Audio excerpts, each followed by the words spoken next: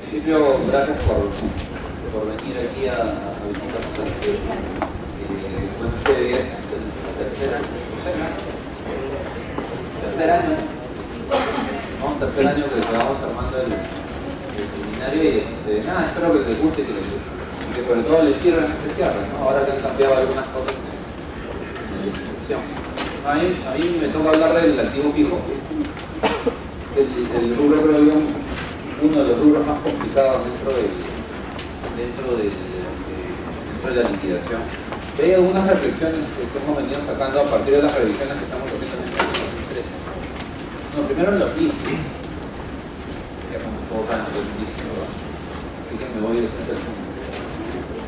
Ahora, para efectos tributarios, siempre separábamos el arrendamiento financiero respecto del arrendamiento operativo. Porque básicamente decíamos, un arrendamiento operativo es el alquilar una casa, el alquilar una computadora, el alquilar un auto, ¿verdad? Pero un leasing era considerado financiero cuando cumplía con ciertos requisitos. El primero de ellos es que exista una gran posibilidad de que al final del contrato se ejerza la opción de compra, ¿verdad? Segundo, opción de compra tiene que ejercerse cuando no es racional que no le ejerza. O sea, por ejemplo, si la opción de compra de un carro que vale $45 es $500, no es racional que no le ejerza. Entonces, cuando existe una amplia posibilidad de hacer la opción de compra, estamos hablando de leasing financiero. También se dice que en este arrendamiento financiero, que el bien cubre la mayor parte de la vida útil, el periodo del contrato cubre la mayor parte de la vida útil del bien, también estamos hablando de leasing financiero, ¿verdad? Y la otra es que se transfieran todos los riesgos y beneficios del arrendador quien alquila hacia el arrendatario, que es la persona que termina usando el bien. Como la persona que termina usando el bien es el arrendatario, ¿verdad? Es este arrendatario quien, de acuerdo a las normas contables, tiene que registrar un activo fijo, ¿cierto? Y despreciable, ¿correcto? Ok. No obstante que para efectos legales el arrendador es el dueño. La tarjeta de propiedad del carro está a nombre del banco, ¿verdad? Pero te lo entrega, pero si le pasa algo al carro es tu culpa, ¿cierto? Pero, y en ese interín que uno dice que bien, cuando le he transferido los riesgos y beneficios, va a haber una opción de compra y vamos a alquilárselo mientras el carro sirva, estamos frente a un leasing. Pero ¿qué pasaba desde el punto de vista tributario? Decíamos, oye, si el leasing se da con el banco, ¿no? También califica para efectos tributarios, leasing como arrendamiento financiero. Y es allí donde le empezábamos a dar todo el tratamiento que conocemos. Si no era con banco, nosotros decíamos, ok, estamos frente a un leasing con un arrendamiento operativo, que es el alquiler.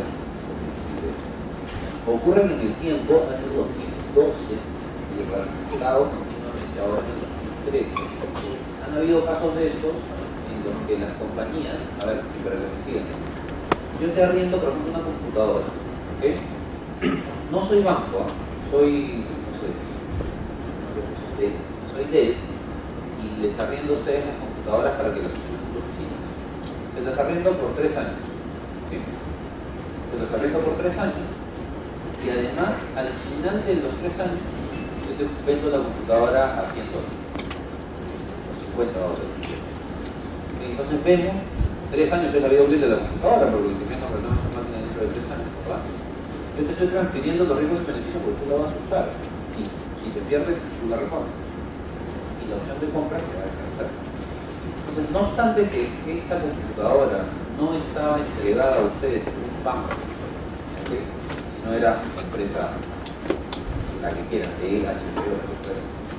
Lo que dice ahora, lo que dijo el Tribunal Fiscal es, mira, no interesa que sea un banco, no te interesa que se vea la realidad económica de la operación. ¿Y cuál es la realidad económica de la operación? Que esto es un arrendamiento financiero, ¿sí? Entonces, miren, la compañía había registrado un alquiler en 3 años, ¿sí? Pero lo que dijo el tribunal es, no, finalmente ustedes lo que debieron es registrar un activo fijo y despreciarlo. ¿Cuál es la tasa máxima de los equipos, se acuerdan? 4 años, ¿no? Entonces tenían que despreciarlo en 4. 25%, ¿no? Tenían que despreciarlo en 4. Entonces no era lo mismo tomar el gasto en 3, el gasto por alquiler en 3, que despreciarlo en 4, ¿verdad? Hay una diferencia ahí y esa diferencia fue la que le acotaron a la representante. Entonces a partir de allí lo que estamos haciendo es todos los leasing que económicamente califican como tal, lo estamos tratando para efectos financieros y también para tributarios como financiero. Esto es, tienes que registrar el activo y depreciar. Entonces, ocurre que en muchos casos va a llegar el auditor financiero de sus compañías y les va a decir que esto es leasing. Y ustedes en la DJ lo estaban deduciendo como alquiler. Entonces, ahora van a tener que sacar el alquiler y meter la depreciación. ¿Sí? Entonces, eso es lo que vamos a tener que hacer ahora en las declaraciones, porque ya el tribunal ha ido cambiando en ese sentido. Y bueno, hoy día, la empresa de operaciones múltiples es lo que dice la Ley General de Bancos, es banco, financiera o empresa especializada en el leasing. Y hoy día ya el tratamiento financiero, digamos, marca la pauta también para efectos tributarios, entonces esto ha cambiado, ¿no? Hay compañías que lo siguen tratando como alquileres, lo que deben hacer es despreciarlo como alquiler fijo. Entonces ese es un primer gran cambio. Y chequen en sus compañías, ¿no? Ahora que todo el mundo está implementando ya estas redes y todo este rollo, un ajuste clásico es que te digan no, tu alquiler no es alquiler, sino que eres una relación feliz, ¿no? Tienes que ver esa situación. El actual del Tribunal de Administración es el que les acabo de comentar. Esa es una cosa más en la que, digamos, ante la ausencia de legislación, el Tribunal cita las normas contables. Entonces las normas contables hoy día son importantes no solo para efectos financieros, sino que también en ciertos casos lo que allí se menciona se recoge también para efectos tributarios. Entonces por ahí va la cosa hoy. Ahora, aparte de eso, ¿no? Un tema que también los chicos de secundaria están viendo. Yo puedo hablar libremente con nadie. Ya es igual. Ocurre de que, imagínense ahora el leasing de una máquina. ¿Se acuerdan de un bien mueble? Ahora vamos a hablar del régimen especial. Para que un bien mueble pueda ir al régimen especial, se necesitaba 2 años de contrato, ¿verdad? Un bien inmueble, 5 años.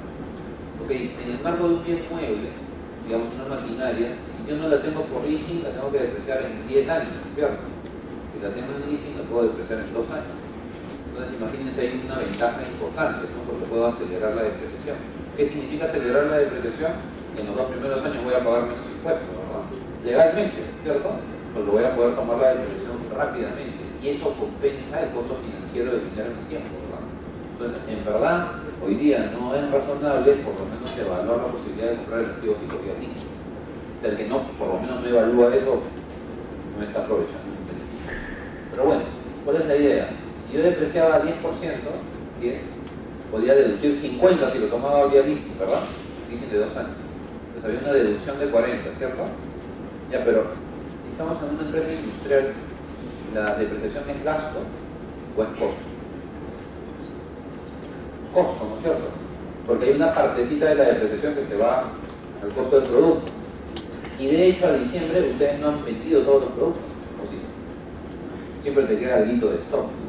Entonces, en este ejemplo, miren, si yo produzco 100 unidades y he vendido 80 y me quedan en stock 20, quiere decir, en términos globales, el 20% de la producción todavía está en stock, ¿verdad? Entonces, no es que yo tenga que adicionarme 10 de depreciación y deducirme 50. ¿Se acuerdan del ejemplo? Yo tengo que adicionar el 80% de 10, ¿sí? Y deducir el 80% de 50. ¿Sí? ¿Por qué? Porque la depreciación no es gasto, ¿cierto? No es que yo pueda deducirme los 50 completitos, sino que lo que yo debería deducirme es el 50, son los 50, pero si es que hubiera vendido todo. Si es que no he vendido todo, y hay una parte que se cae en stock, esa parte todavía no la puedo deducir. Este es mi ejemplo. La depreciación financiera es 100, el tributario es 150, la deducción tributaria sería 50, falso. La adición en este ejemplo sería 100 por el 80% y la deducción 150 por el 80%. Una adición de 80, una deducción de 120, que daría una deducción neta de 40. Entonces, eso también hay que tener en cuenta. O sea, y en general, chicos, cualquier adición o deducción en la declaración tiene que verse afecto o no afecta el costo del producto. Las que son gasto van como tales, pero las que son costo del producto hay que analizarlo. ¿Sí? Claro.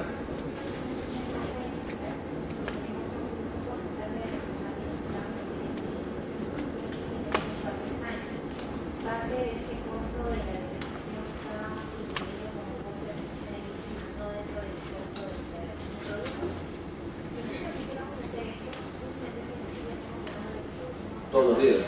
todos los días y en cantidades Todos enormes. los días, todas las horas. Exacto. Entonces, mi consulta acá tendría que ser una hoja de trabajo en la que pueda determinar estas cantidades repetidas versus el stock. En estricto, sí, porque es pura matemática, ¿no es cierto? Claro. O sea, esto no es una interpretación, ¿verdad? Es matemática, ¿verdad?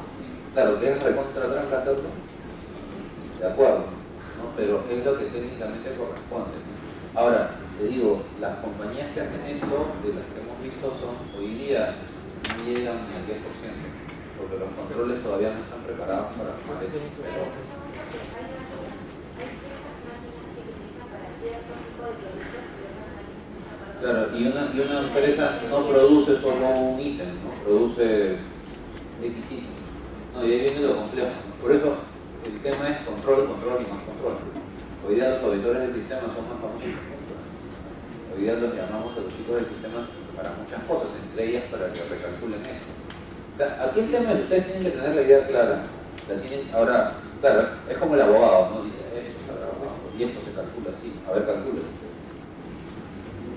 Y ustedes ahora también con el volumen de información, claro, tienen la idea. Lo importante es que tengan la idea, tengan la matriz. Y ahora le digan a la gente del sistema, oye, vamos a calcularlo y ahí comenzar a probar. Claro, porque, claro, o sea, comparar dos reportes es sencillo, ¿sí? Pero ahora aterricen esto en el mundo de operaciones que tienen ustedes, se complica un poquito más. El activo tipo tributario hoy día es una variable muy importante. Claro, ustedes llegan a una compañía, les dicen, ¿qué sistema tienes? El SAP no está tan de moda. SAP versión 6.0, 6.1, 7.0, no tienen la utilita. Tienen el Ferrari, apretan el botón y salen lo que quieran. Ustedes le dicen, ¿y tu activo fijo tributario? ¿No? Y la gente les dice, está en esa máquina, en ese Excel. Y la gente pues no ha metido los activos fijos tributarios al SAP. Es una realidad. Ese es un punto de control que sacamos en casi todas las compañías. Pero imagínense llevar no sé cuántos activos fijos puede tener una empresa, pues 100.000, ¿no? Y imagínense el volumen de información. Imagínense calcular eso en un Excel, en una base de datos manual. Imposible. Pues hay que ir con la gente del sistema.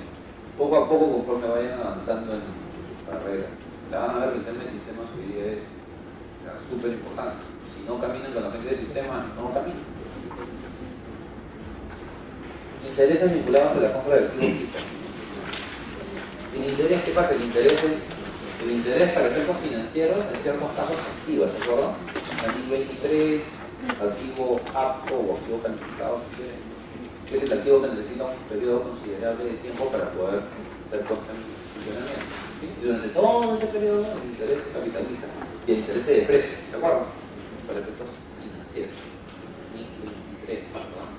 Claro, y acá nuevamente hay otro divorcio con la norma tributaria, porque para efectos tributarios el interés es un gasto. Entonces ahí hay otra distinción que ustedes tienen que tomar en cuenta. Y ahí pues se hace, en la DJ que van a hacer, como el interés está en el activo, lo tienen que deducir. Y la depreciación, ya dedujeron el gasto, no lo pueden deducir dos veces. La depreciación la tienen que adicionar. Y eso es un ejercicio que tienen que hacer todos los años.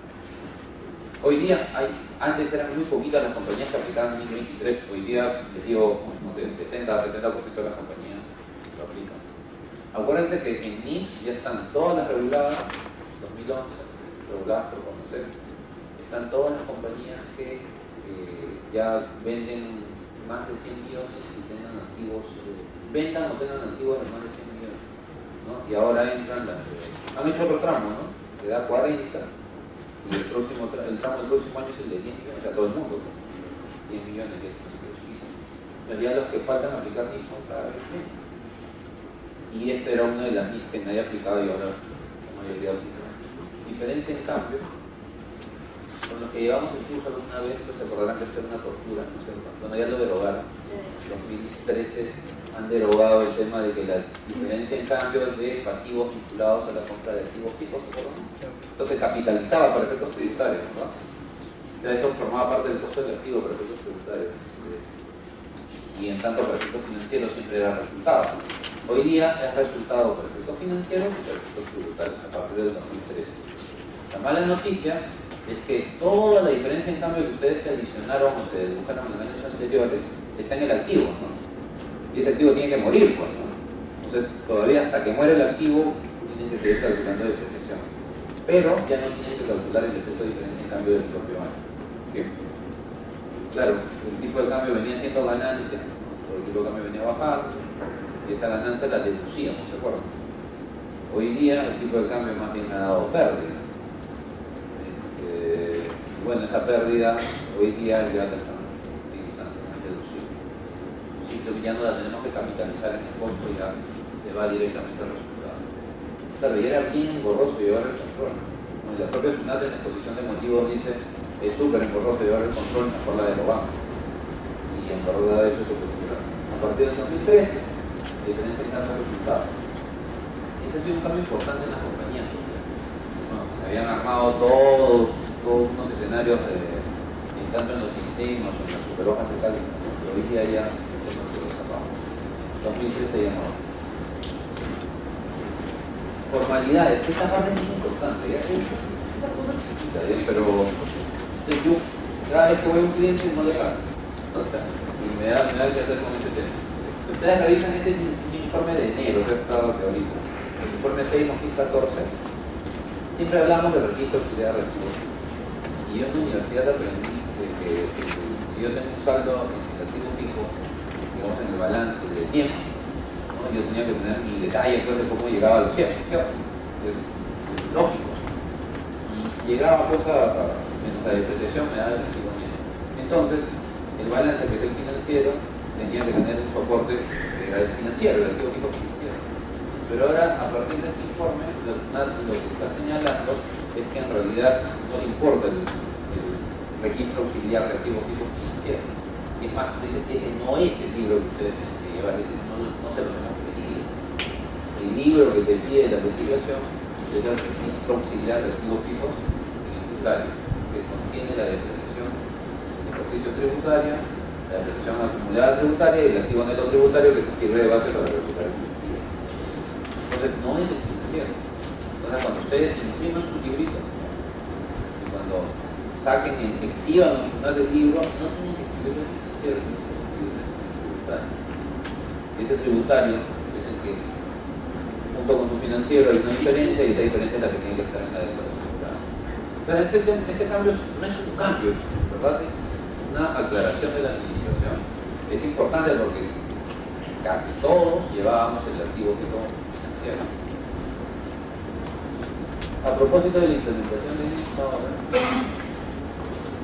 bueno, y estas 4 cositas son las cositas que, digamos, 2013. Ahora, el tema de las NIF en el activo fijo es un tema bastante interesante. Voy a tocar los puntos principales porque en verdad hay 50 problemas. Pero vamos a hablar de 5. ¿Okay? Primero, en Perú no se aplicaban NIF, ¿no? Un desastre el activo fijo peruano. O sea, todos depreciábamos con tasas tributarias, ¿cierto? ¿Por qué depreciábamos con tasas tributarias? Para pagar unos impuestos. O sea, utilizabas la tasa máxima, la máxima que te permitía la ley. Era legal, pero no era económico. ¿Por qué? Porque hoy día se encuentran con muchas empresas activos que valen cero. Son los activos que están funcionando, ¿cierto? O sea, tú tienes un montón de activos que han quedado vueltas y vueltas y vueltas, pero el valor contable es cero. Si eso ha ocurrido, quiere decir que ustedes han depreciado algo, porque no se ha estimado correctamente la vida útil. Ese ha sido el cambio principal de la NIF, esto del activo fijo. Además de que se han cambiado, digamos, los valores, se aplica ahora valor residual. Todos han aprendido valor residual en esta última. Entonces, nadie usaba el valor residual. Componente, ¿no? Era una palabra que la habíamos en el se aplicaba. general, o sea, la NIT 16 ha sido la NIT que peor hemos ajustado, tanto por contadores, auditores, reguladores, todos, ¿verdad? Por eso dicen los Peruvian Cup. Y en verdad hemos aplicado cosas que o sea, esto es un folclore. La costumbre peruana era hacerlo así. Y todos lo dábamos como cierto, y todos lo validábamos. Y hasta en la universidad te enseñaban, no te crees ni podíamos hacer. Y en verdad, o sea, que era así, y estuvo mal. Entonces, ahora, con todo esto, hay algunos cambios. ¿Se acuerdan? Las mejoras, ¿no? El objetivo fijo, cuando está prohibido decir mejoras ahora, ya no existe esta palabra. Se habla de costos posteriores, ¿no? Claro, porque hay un costo inicial, que es el costo cuando tú recién compras el activo, y costo posterior es aquel que se encuentra vinculado al activo fijo una vez que ese activo ya está funcionando. Y ahora, este es un párrafo bien importante en la ley de renta, porque es la tercera referencia que hace la ley de renta de la misma. Entonces dice, cosas posteriores le hace antiguas mejoras. Entonces dice, antiguas mejoras, ¿sabes qué? Trátalo como dice la ley. O sea, la ley de renta, ya, se lava las manos y dice, no, agarra tu niño. Si la NIC dice que es costo, es costo. Si la NIC dice que es gasto, es gasto. ¿No? Entonces, costos posteriores, a partir de ahora, se tratan de acuerdo a lo que dice. Ese es un cambio de interés. Entonces, claro, la ley de renta sería bien bacán si cada punto fuera súper claro y te diga, acá aplica NIC, acá no la aplica. Acá aplica la NIC, acá tampoco la aplica. Pero en realidad solamente tenemos 3 referencias, ¿no? Y es una deficiencia de nuestra legislación que va a cambiar. Pero estamos camino a eso. Bueno, este es el párrafo de la NIC para por si quieren improvisar. Componentes, ¿no? Este es el tema más divertido de la NIC. Porque el componente, por ejemplo, siempre me gusta ponerlo. No sé si lo he repetido, pero me parece bueno. Ustedes tienen un almacén, dentro del almacén hay una obra civil, en esa obra civil es de cemento, ¿no es cierto? Y encima del cemento ya ponen el techito. El techito es un almacén que no es de cemento. ¿Lo han visto esta reunión? Es un policarbonato. Ahí está. Bueno, ¿la vida útil del cemento será igual a la vida útil del techito? No, ¿cierto? O sea, no sé cuánto, pero el techito dura menos, ¿cierto? ¿Sí? Digamos que 50 años y 10 años, ¿puede ser? Pero nosotros agarramos y depreciamos el almacén, ¿cierto? ¿No? Y al almacén le aplicamos la misma tasa. ¿Sí? ¿Eso es correcto? Bueno, sí lo hacíamos, estaba mal. Ahora lo hacemos, ahora no hay que hacerlo así, ahora hay que depreciar. Y ahí es donde nace el concepto componente. Te dicen, obra civil, 50 años. Techito, 10 años. ¿Me siguen? ¿Está claro que es componente? Bueno, ahora apliquen el criterio componente a una máquina, a una maquinota, ¿no? Y esa maquinota, pues, viene el ingeniero y pues, la desarma pues 50. Bueno, y ahí también hay que ir de la mano con los ingenieros, porque hay ingenieros pues, que ya pues, por formación pues, son súper ordenados, ¿no? Y pueden abrir una máquina en 200. Entonces, si tú tenías antes 100.000 activos, ahora que los componentizas puedes tener 3 millones. Entonces, o sea, los activos se componentizan de acuerdo a... ¿Y cuál es el criterio? Si ustedes tienen partes que pueden ser utilizadas en forma independiente, en otro lado, y tienen una vida útil diferente al de la máquina en su conjunto, estamos poniendo un componente. ¿Sí? Por eso, acuérdense siempre del ejemplo del techo y la obra civil. O sea, ese es el de la definición de componente. Esto era la gran máquina, ¿no es cierto? Esto era la super máquina. ¿Sí? Y de hecho te ha llegado una factura a ti, no sé, de Alemania, donde en Alemania te venden aquí la máquina. ¿Ok? Y tú tienes una máquina que vale 3 millones de euros. ¿Ok? Ahora con las NICs, viene el técnico y le dicen, no señor, usted no tiene. Usted tiene los siguientes componentes. Viene y te dice, mira, acá esta cuestión de acá se llama hormigón, para moler el mineral. Y esto vale 1 millón de soles. Pues usted tiene la Catalina, que es la que toma el motor hace después de que esta máquina tenga fuerza. Y ese componente vale 1 millón de soles. Tiene usted el equipo de cómputo que gobierna la máquina. Ese equipo de cómputo tiene una vida útil distinta del dominio de la Catalina. Y ese vale 1 millón. Y finalmente usted tiene un motor, pues. Ese motor también una vida útil distinta, igual es el. Entonces, hoy día la máquina la desmembrar, ¿cierto?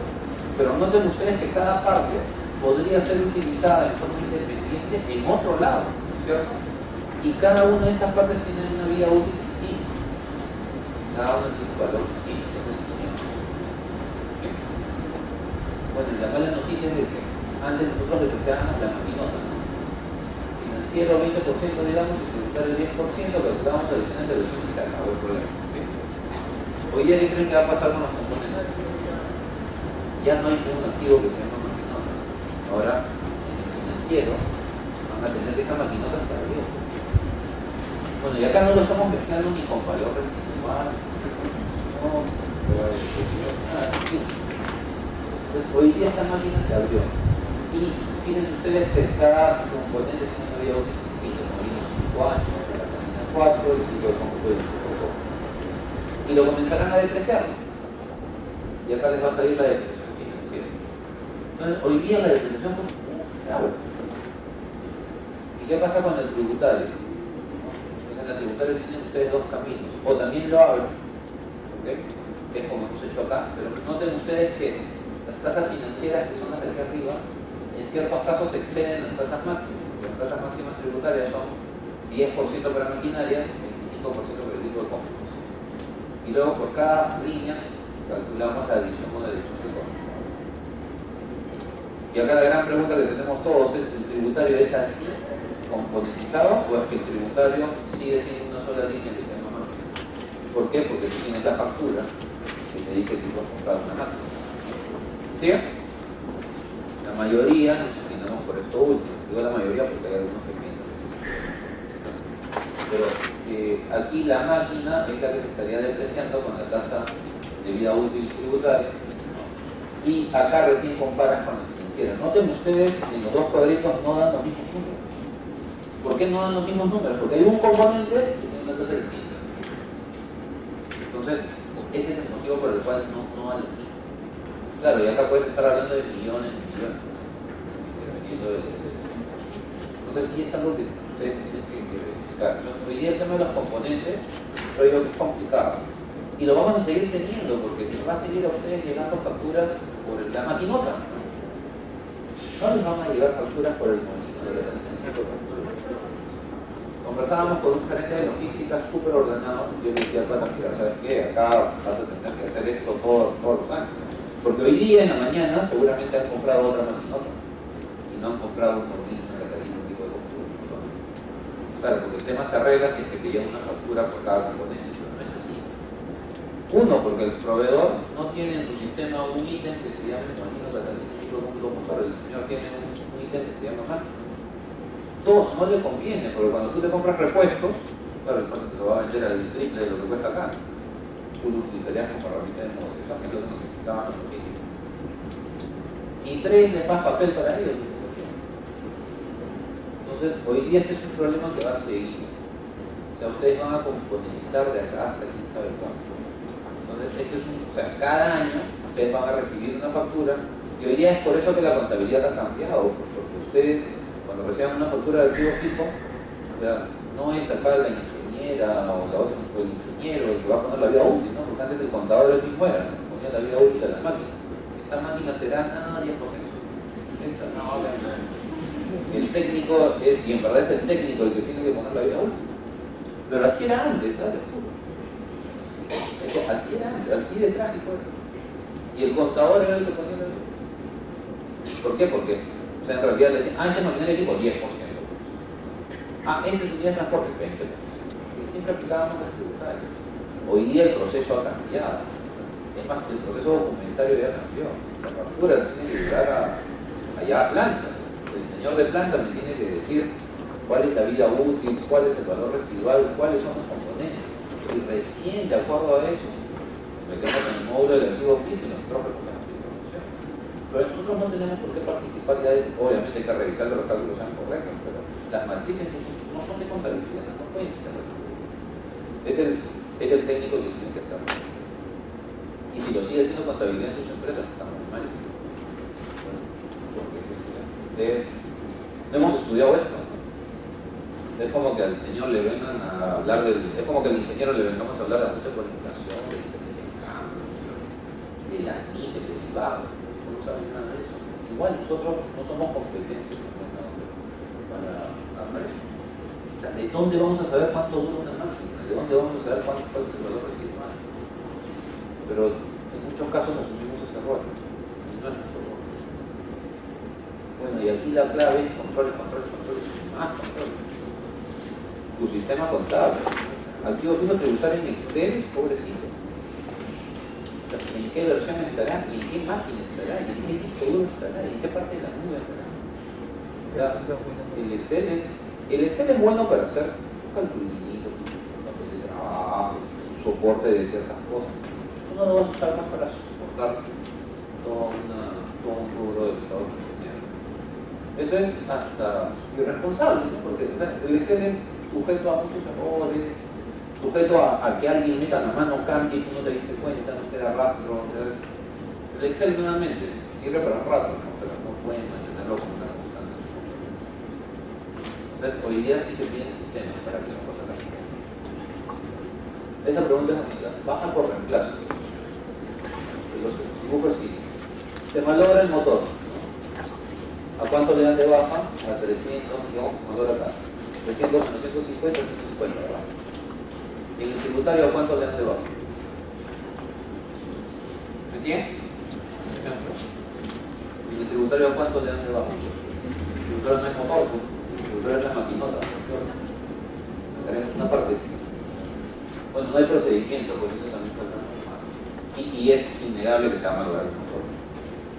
Así que esa parte falta, en nuestra opinión, deberíamos buscar cuál es el valor, en el momento en que ocurra la baja, deberíamos ver, y en función de este primer cálculo, cuál es el valor, el porcentaje del motor dentro del total de la máquina. Y ese mismo valor, ese mismo porcentaje aplicárselo al valor de la máquina en el momento de la baja. Es lo único que podríamos hacer. Costos posteriores, bueno, hablamos de estas mejoras. ¿Sí? tomarías la financiera. ¿Cuál? Entonces tomarías la... ¿En la baja? Claro. En la baja, sí, claro, o sea, acá la financiera, pero la tributaria, digamos que el motor al momento de la baja es el 12% del total de estos cuatro componentes. Entonces en la tributaria, en este momento, 2.300.230, 2.060, le aplicaré el 12%, y ese sería el tributario. Repuesto, que eso también está bonito, porque yo tenía en la cabeza, repuesto es igual inventario, ¿no es cierto? ¿No? Todos tienen en la cabeza eso, mentira, está mal. El repuesto puede ser activo fijo. Y que dice la NIC sobre eso, dice que un repuesto que sea importante, ¿qué es un repuesto importante? Es el repuesto que solo puede ser usado en esta máquina y no se puede usar en otra máquina. Y que sin ese repuesto la máquina no funciona. Si se cumplen con esos dos requisitos, ese repuesto no es inventario, es activo fijo y se deprecia. ¿Sí? Entonces, cuando escuchamos la palabrita repuesto, tenemos que preguntar qué repuesto es. Y bajo eso se puede hacer leasing sobre los repuestos. Bajo eso se puede hacer leasing por esos repuestos. Ah, sí, claro, qué buena pregunta. Claro, sí, pues porque el leasing está para activo fijo. Si esto califica como activo fijo, vamos a hacer leasing. Está muy bien. Vas a comprar un repuesto. No, está muy bien. Es verdad. Podríamos hacer leasing de repuesto, aunque eso es claro. Bueno, en realidad es un leasing de activo fijo. Pero sí se puede. El leasing serían los dos, porque en realidad tributariamente es más para amortizármelo en 2 años y no en 10. Porque con el compro el repuesto, tributariamente lo tendría que depreciar en la vida útil máximo, que es 10%. Contrato a 2 años y lo deprecio 2. Encima lo vas a depreciar desde que está disponible ahí, o sea, ni Sí, siquiera... ahí hay otra cuestión, ¿no? usarlo, Financieramente se deprecia desde que está disponible para el uso, claro. Tributariamente desde que se está usando. Pero entre el disponible para el uso y el uso hay una línea muy delgada, ¿no? Ese sentido también siempre me gusta. El grupo electrónico, ¿cierto? Yo tengo, acá en Prey, ahorita hay un grupo electrónico. Pregunta, ¿lo estamos usando? Sí, lo estoy usando, es parte de mi plan de contingencia, si no, nadie va a entrar a vivir. O sea, por más que no esté prendido, el equipo está siendo utilizado como parte del plan de contingencia, ¿me explico? Si no, ninguno de nosotros hubiera, o algunos se puede quedar atrapado en la ascensor, o lo que fuera. Entonces, el equipo está siendo usado. Claro, no lo hemos prendido, ¿sí? Aunque suene contradictorio, pero lo estamos usando. O sea, está siendo utilizado como parte del plan de contingencia. Entonces, nuevamente, así lo tenemos que evaluar. Entonces, en realidad, esa línea entre disponible para el uso y el uso a veces es cierta, cuando normalmente tienen ciertos activos como parte del plan de contingencia. Un temita, para efectos tributarios no existe este valor residual. Miren, 110 soles, ¿ok? Con un activo financiero, le tengo que quitar el residual, ¿verdad? 110 menos 10, 100 y de precio 50, ¿está bien? Fácil, ¿no? El tributario no es 110 menos 10, 100 y comienzo a depreciar al 20%. No, el tributario es 110 por 20%, 22. 110 por 20%, 22. ¿Qué pasa el último año? Es interesante esta cuestión. ¿Se acuerdan que la depreciación es la registrada? ¿Sí? ¿Cuánto hemos registrado? 100, ¿no es cierto? No puedo tomar más de 100 tributarios. Entonces, por eso es que acá tomo 22, 88. ¿Sí? Y el último año no puedo tomar 22, porque lo único que hemos registrado es hasta 100, por eso tomo 12. ¿Sí? Entonces tienen que tener cuidado, no existe valor residual para efectos tributarios, pero sí existe el tema del registro.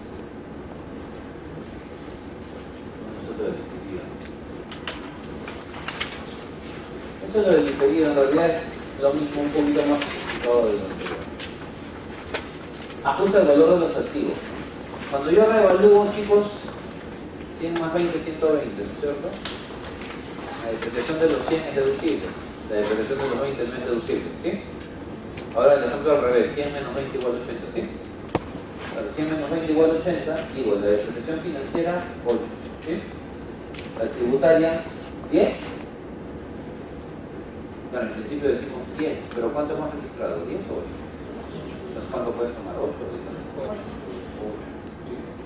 Los otros dos, ¿cuánto los recuperas? Al final de la vida útil. Como en el ejemplo que vimos acá. No, al final de la vida útil.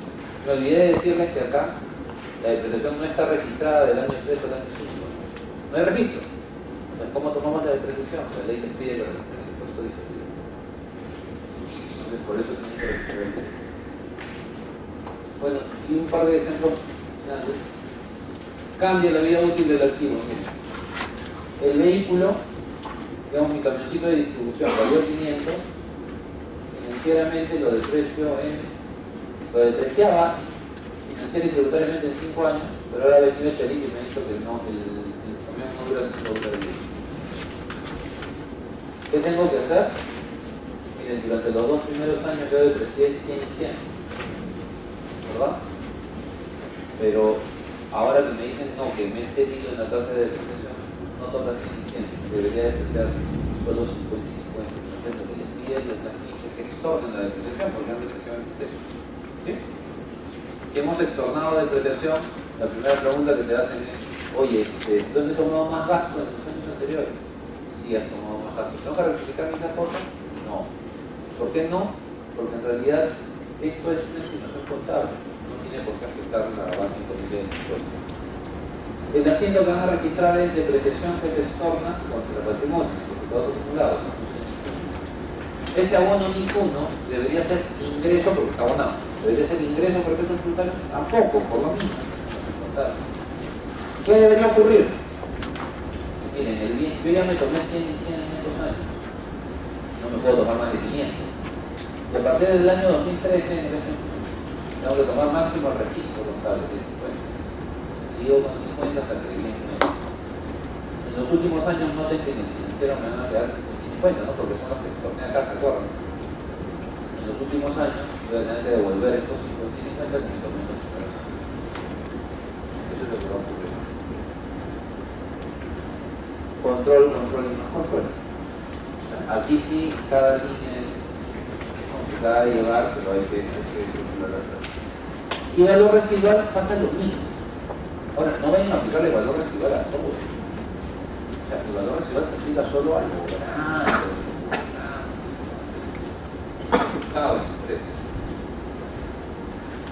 Digamos, el costo de 1 millón, el valor residual es 105. ¿Ok? Antes, ¿qué hacíamos? El millón, 4 años en el ejemplo, 250 de depreciación. ¿Ok? Ahora, ¿qué van a hacer? 1 millón menos 100, 900. Entre 4 años, 225. ¿Sí? En el ejemplo, otra vez, volaron en depreciación en 25, ¿verdad? ¿Sí? Igualito que en el caso anterior, hay que exornar esos 25. ¿Ok? Y hacia futuro solo pueden tomar 225. Y noten ustedes, en el último año se repite esto que vimos. Si en el financiero has tomado 900, en el tributario no puedes tomar más de 900. Por eso es que en el último año no puedes tomar 225, sino solo hasta completar los 900. Entonces, eso es lo que pasa. Realmente aquí hay que llevar algo. Y la última, activos no corrientes nos metimos para la venta. Ustedes saben ahora que si tenemos edificios, o tenemos básicamente edificios o maquinarias que ya no estamos utilizando en el activo normal de negocio, esto ya no es activo fijo, sino que pasa una cosa que parece más un inventario que las que denominan activos no corrientes. Y aquí, por ejemplo, pasan todos los inmuebles que destinamos a alquiler, aquí pasan todos los inmuebles que pensamos meter en el futuro, o aquí pasan las máquinas que ya no utilizamos. Entonces, todo eso pasa a esta cuenta. Y lo particular de esta cuenta es que en principio no se deprecia, salvo que tengamos una renta proveniente de estos activos. Entonces, esto también ha cambiado, ¿no? Antes ciertas cosas que pensábamos que eran activos, hoy día son inventarios. Entonces hoy día la cosa ha cambiado. Entonces, como verán,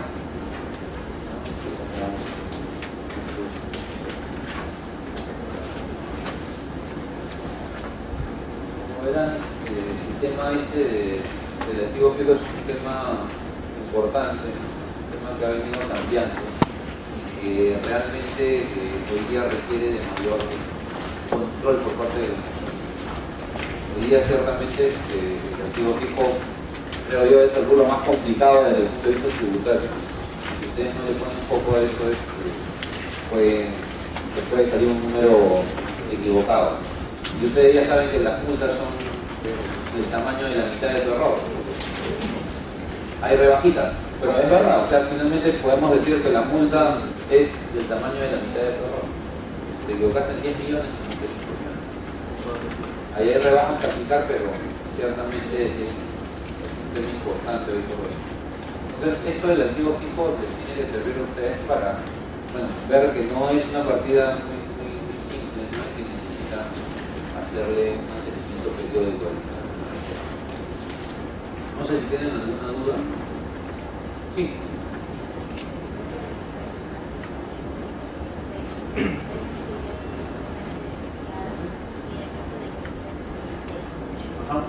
A un activo fijo que tributariamente está totalmente despreciado, su valor es cero tributariamente, ¿no?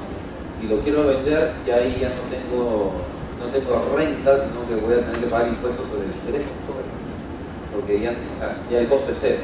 Ahora, más bien, ¿qué pasa si ese activo lo hemos revaluado como consecuencia del activo? El valor financiero termina siendo simplemente una estimación contable, no vale para el tributario. La revaluación no vale. Hay una cosa interesante que estábamos viendo, los activos fijos menores en cuarto de UIT también. A veces no le damos bola, ¿no? Pero estábamos en un retail y en el retail hemos deducido como gasto todo lo que son los exhibidores, maniquíes. Entonces ahí pueden ser varios millones.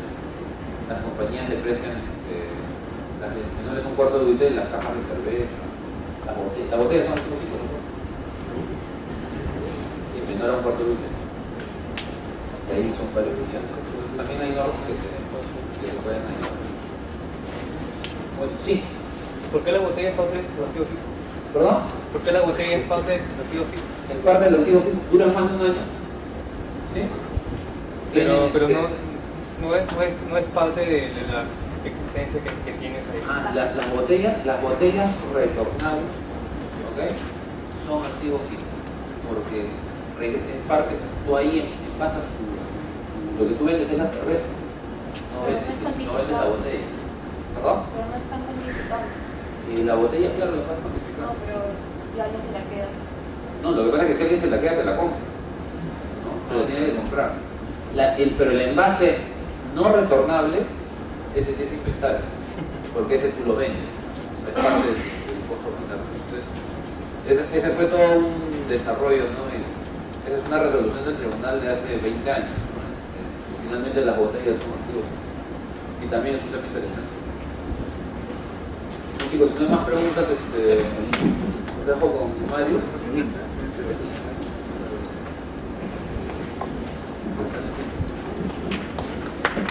Gracias.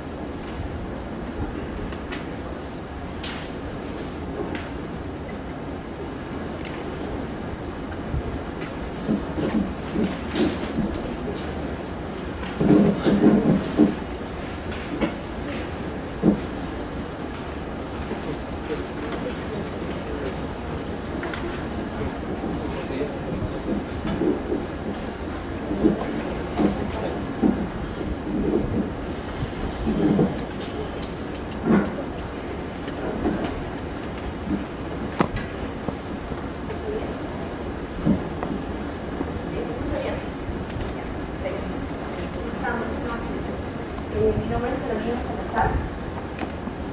Yo tuve un pequeño inconveniente. Trabajo con Víctor, con John, en el área de Tax Compliance, Fabric and Price, gerente de impuestos también. Y bueno, en este grupo de Víctor ahora estoy reemplazándolo para acompañarlos a ustedes en este taller el día de hoy. Son algunos temas que tienen que ver con el tema de cierre fiscal. ¿Okay? Ya han hablado algunos temas de cierre contable, pero aparte del cierre contable, que está en estados financieros, es cierto que hay que tomar en cuenta ciertos tips y ciertos temas que la norma tributaria nos pide para hacer un cierre fiscal, para, a partir de los estados financieros, trabajar en qué consideramos como deducible o no deducible al presentar la declaración jurada anual, que estamos próximos a vencer. Seguramente algunos de ustedes tienen tácticas, apoyarán a sus compañeros, a sus papás, tal vez, declaraciones y no han podido ver algunos de estos temas. ¿Okay?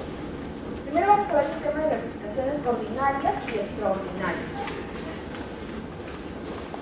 Tenemos un inciso en la ley del impuesto de la renta, el artículo 37, el inciso V del artículo 37, que en términos generales nos dice, mira, son deducibles para el efecto del impuesto de la renta, el gasto para el efecto del impuesto de la renta, aquellos gastos que para su perceptor, para quien los recibe, son rentas de segunda, cuarta o quinta. ¿Okay? Rentas de segunda, cuarta, rentas de quinta.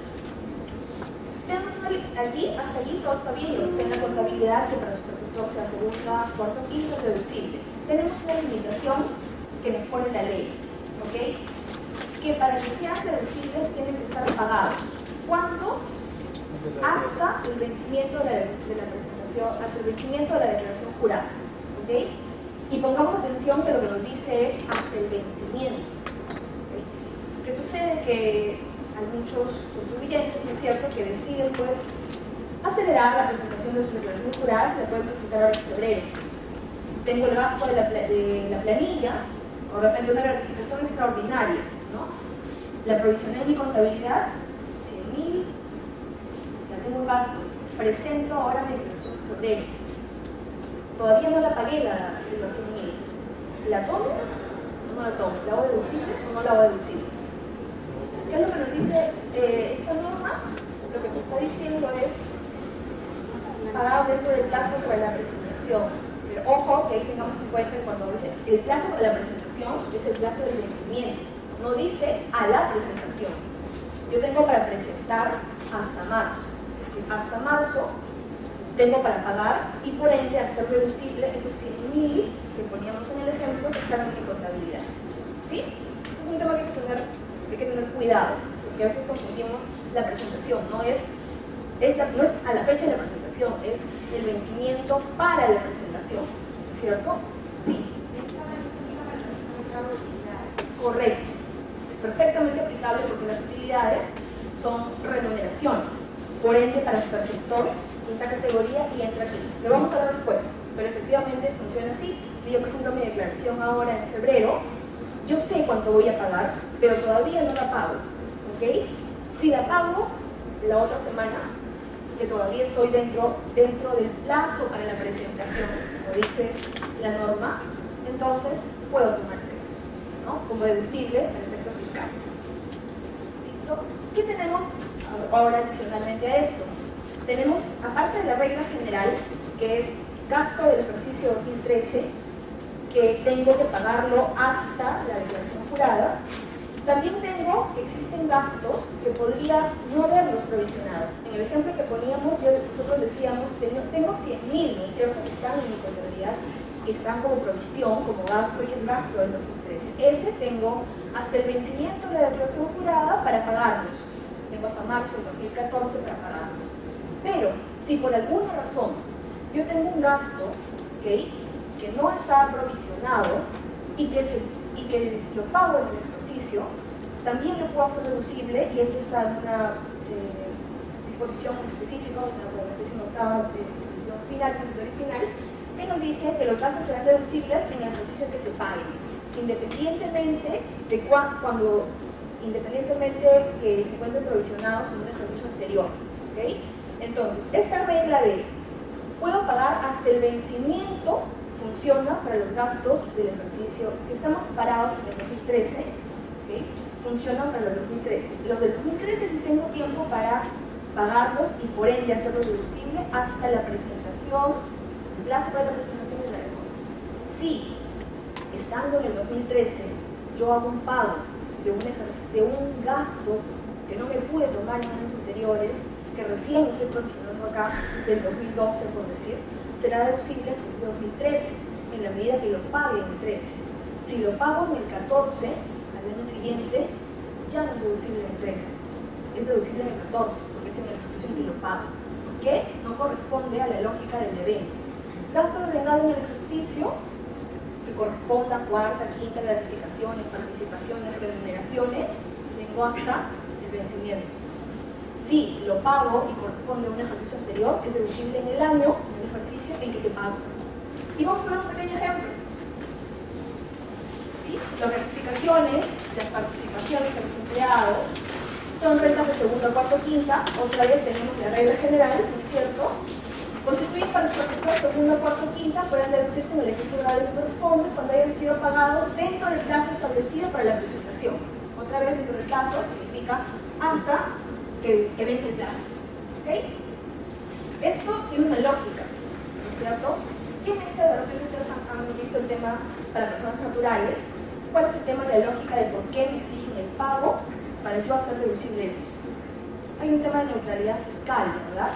Porque para quien recibe, si él es un trabajador de la empresa Carolina y él recibe la renta, va a grabar el impuesto de la renta, quinta categoría, en cabeza de ¿cuál es su nombre? Peter. Ok. Va a grabar en cabeza de él cuando perciban. Yo lo pago, grabo impuesto a la renta en él y es gasto deducible para mí. Se da la neutralidad fiscal, ¿no es cierto? Grabable acá, deducible aquí. ¿Cuándo? Cuando lo paga. Esa es la lógica del por qué se nos pide pagar los gastos que para su perceptor sean segundo, cuarto, quinta, porque los de segundo, cuarto, quinta tributan bajo el percibido. Esa es la lógica. ¿Sí? Entonces, decíamos, habíamos estado comentando el ejemplo de estoy en el 2013, gasto del 2013 que tengo para el 2014. Si estando en el 13 tengo un gasto del 2011 que no lo provisioné, de una gratificación, de un bono, ¿no? Y lo pago, eso es deducible en el 13. Ese no se extiende la regla de hasta la declaración. ¿Y cuál es el tema típico que normalmente tenemos cuando hablamos de gastos que para su perceptor son segunda, cuarta, quinta? Habíamos hablado de las participaciones, habíamos hablado de los bonos, de las gratificaciones, de las remuneraciones per se y las vacaciones. Las vacaciones son remuneración, nadie me da duda, ¿cierto? Efectivamente, siempre tenemos el tema de que provisionamos las vacaciones y las pagamos. ¿Cuándo esa provisión a quién le corresponde? ¿Cuánto se pagó esa provisión? ¿Cuánto hago deducible este ejercicio? ¿Cuánto es deducible el propio ejercicio? Y para eso tenemos un pequeño ejemplo. Los que van a seguir, acá está un poquito pequeñito en las diapositivas, pero todos tienen unos ejemplos que bien aplicaditos, que van a seguir con nosotros. ¿Ok? Entonces, tenemos, por ejemplo, vamos a analizar cuánto es deducible o no para el ejercicio 2012. En este pequeño ejemplo. Tenemos un empleado 1 que la provisión de sus vacaciones es 2.520. Y de los 2.520 tengo por pagar 840. ¿Cuánto yo he visto? Significa que 840 no he pagado. De la provisión del 2012, de 2.520, 840 no he pagado. ¿Correcto? ¿Qué tendría que hacer con los 840? Adicionarlos. No puedo decirlos, todavía no los he pagado. Hasta ahí, por ejemplo, sí. Tenemos otra, vamos al trabajador siguiente. Tenemos la provisión, el gasto, ¿no? Del segundo trabajador, 6.900. ¿Cuánto tenemos por pagar de esta provisión? 1.210. Demos cuenta que no tengo ninguna provisión en las funciones superiores. En su caso, igual, 1.210 tengo por pagar, no cumplo con el requisito de el pago hasta el desempleo. No lo he hecho. La adición. Perfecto. Tercer caso. Tengo una provisión de 3.500. ¿Sí?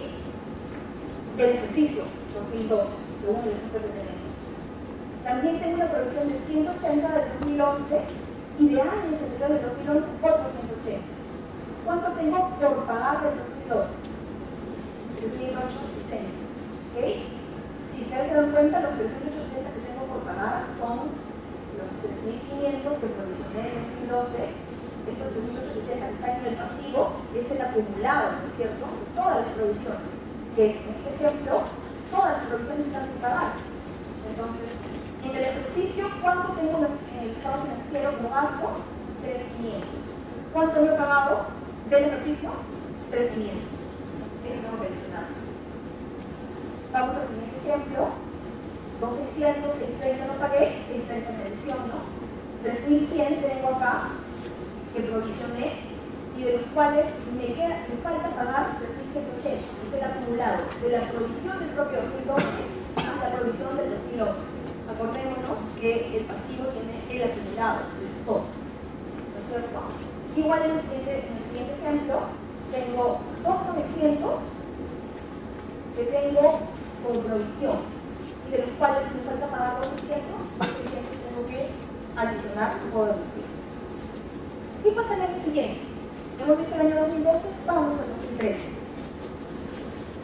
Estoy en 2013, ¿sí? Vamos a ubicarnos en el 2013 y tenemos como provisión, como gasto en el 2013 por este trabajador, 2.520.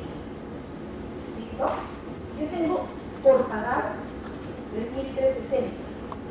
Los 3.360 que tengo por pagar, ¿ok?, los pago entre enero y marzo del 2014, en el ejemplo. Entonces, si voy al 2013, digo, ¿cuánto tenía de provisión en el 2013? 2.520. ¿Cuánto se ha pagado de este 2.520 hasta el vencimiento de la resucitada? ¿Se ha pagado 2.520? Sí, se han pagado, correcto. Si se han pagado, no tengo que adicionar nada, ¿no es cierto? No tengo que adicionar nada. Pero, ¿qué pasa con estas vacaciones? Yo tengo un pago de 2.360 que supera a los 2.520. Lo que sucedió es que en marzo del 2014 yo pagué la provisión del 2013 y pagué la provisión del 2012. Y esa provisión del 2012, ¿cuándo sería deducible? ¿Del 2013? No, el año en que se paga. ¿Recuerdan la regla? Si tengo la provisión del 2013, esa es la que sigue la regla hasta marzo. ¿Okay? En el propio ejercicio, yo puedo deducir los gastos que han sido pagados que corresponden al ejercicio anterior. Y ese Si ustedes miran el diapositiva anterior, vimos que en 2012 yo me adicioné los 840. No me lo puedo hacer en 2013 porque en 2013 no los he pagado. ¿Cuándo podría deducirlos? El 14. Porque recién hay un pago. Y ahí cumplí mi carrera. ¿Sí? Vamos al siguiente ejemplo para hacerlo más claro. Tengo producción del 2013, 6.900. ¿Cuánto he pagado? 8.100. La regla es sencilla, es como hacer un antepomiento de lo que voy pagando. Porque seguramente, ¿cuánto he pagado? Decimos en enero, marzo de 2014, 3.210. Los 3.210 en realidad corresponden a 1.210 de provisión del 2012, que es lo más antiguo que estoy pagando, y la diferencia corresponde a lo que he pagado respecto del 2013, ¿cierto? ¿Cuánto sería de 3.210? Y esto es lo que he pagado. Si 1.200 corresponde al 2012, entonces 2.000 corresponde a pago de la provisión del 2013. Si de los 6.900 que provisioné del 2013, 2.000 he pagado, tengo que adicionar la diferencia, 6.900 menos 2.000, 4.900. ¿Sí? Vamos a un tercer ejemplo para hacerlo más claro. Más o menos veamos la regla. El pago que se ha realizado, lo normal es que el primero se aplique a la producción más antigua. Y esa producción más antigua tengo que ver a qué año corresponde. Corresponde al 2012, ¿okay? Será gasto del 2014, que estamos viendo. Si corresponde al propio 2013, está bien, era deducible del 2013. Si no me alcanza para pagar toda la producción del 2013, tengo que adicionarlo. Vamos al siguiente ejemplo. Decíamos, a ver, tengo una provisión del ejercicio 2013 de 3.500, tengo una provisión del 2012 de 3.500, tengo 360 antes del 2012. Un pasivo de 360. ¿Y cuánto pagué en enero, febrero, marzo? 0. ¿Cuánto tendría para deducirme? ¿Tengo algo para deducirme? No. ¿Cuánto me adiciono por el 2013? ¿Cuánto me adiciono por la provisión? La provisión me lo está necesitando como gasto, y eso es lo que yo miro si es deducible o no. Y en este caso, la provisión del 2013 es 3.500. Y lo tendré que adicionar. ¿Cierto? Vamos otra vez a un segundo ejemplo donde tenemos 2.600 de este empleado y de estos 2.600 se ha pagado 630. Esos 630, ¿a qué corresponde? Si vamos a tratar de el comienzo, corresponderían a la producción del 2012. ¿Que sería deducible cuándo? El 2014. Porque el 2014 se está registrando el pago. Entonces, estos 630 que estoy pagando acá son deducción para el 2014. Y si otra vez miran sus materiales en la diapositiva anterior, veremos que el 2012 no pude tomarlo como gasto. Lo tomaré como gasto el 2014. Y en el propio ejercicio de esa provisión del 2013, pues no he pagado nada. Y si no he pagado nada, tengo que adicionarlo, como lo tenemos en el ejemplo. ¿Ok? Y así, bueno, aquí tenemos un par de ejemplos más. El siguiente es muy fácil, ¿no es cierto? 3.100 que tengo de provisión en el ejercicio, pagué 4.180, de los cuales tengo 80 que son la provisión más antigua, tengo 3.100. Y ahí tengo 3.180. Solamente 1.000 habría pagado del propio ejercicio 2013. Si tengo provisionado 3.100 menos 1.000, mi adición es 2.100. Y igual no me el ejemplo. Entonces, ya más o menos tenemos clara que la regla del pago hasta la fecha para la presentación funciona respecto a la provisión del ejercicio. No es todos los pagos realizados en el ejercicio, porque los pagos realizados en el ejercicio podrían suponer pagos de la función del ejercicio y ejercicios anteriores. Entonces tenemos que tener ese control con las vacaciones, con las producciones de bonos, con las gratificaciones y con todos aquellos conceptos que son normalmente in-out para nuestro sector. Tenemos que hacer ahí que la parte no cobrada, sobre todo los trabajadores cesados, donde el cheque no se puso, no se cobró, tendríamos que adicionarla y hacerla deducible en el ejercicio que realmente se cobre el cheque. Normalmente es el año siguiente, ¿no? Los trabajadores cesados. Entonces, siempre es una diferencia temporal que no se va a perder el escudo fiscal. pongamos atención en eso del líquido. No basta con el periódico, no basta con emitir el cheque. El cheque tiene que estar cobrado. Bueno, luego tenemos el tema de la participación. En el tema de la participación, efectivamente hubo un tema de un dilema, en esta participación se consideraba en la línea, contablemente hace un rato de primer conflicto, cómo se componen los estados financieros, ¿cierto? Y la participación antes se consideraba en la línea, en la última línea, junto con el impuesto a la renta. Bueno, desde un punto de vista contable, eso no debió ser así, no es así. Y la participación es, como acabamos de decir, como cualquier remuneración. La renta de quinta es remuneración, al fin y al cabo. Y como remuneración, entonces, tendría que estar formando parte del gasto o del costo, financieramente.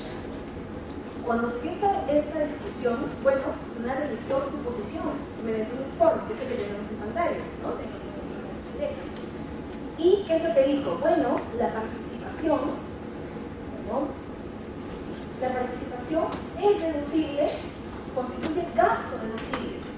Es decir, que tributariamente la participación es gasto deducible, independientemente que se esté formando contablemente parte del costo, por ejemplo. Al ser una remuneración más, si son remuneraciones de obreros, ¿dónde voy a encontrar esa participación? No tienen el costo, va a estar como parte del costo del stock de productos que no se vendieron el 31 de diciembre y está formando parte de mi cuenta de existentes, ¿no? De producto terminado. Pero ahí tengo una diferencia temporal otra vez, porque es una experiencia poco. Tú has calculado tu participación, la has ido a tu estado financiero, costo de venta entre el stock de productos terminados, pero tributariamente la deducimos toda.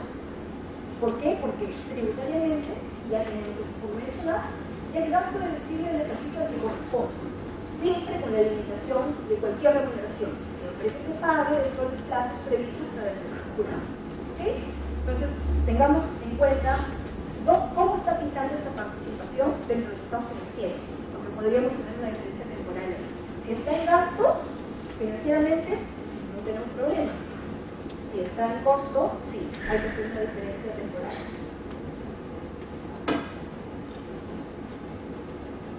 Tenemos, bueno, un referente más con el tema de los cheques de la participación de las utilidades, que lo habíamos comentado hace un momento, de participación, de cesado, que no está cobrado necesariamente, no basta con la publicación del periódico, ¿cierto?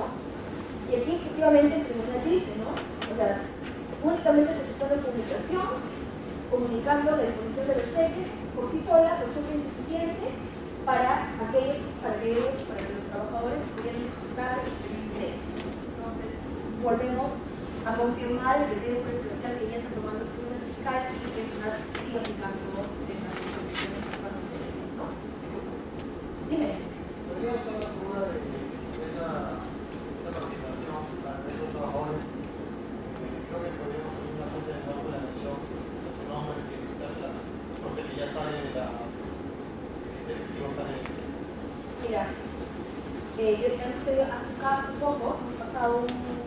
Si el ¿sabes qué es lo fundamental de ahí? Que si el trabajador todavía tiene cuenta corriente vigente, le deposites en su cuenta corriente. ¿Ok?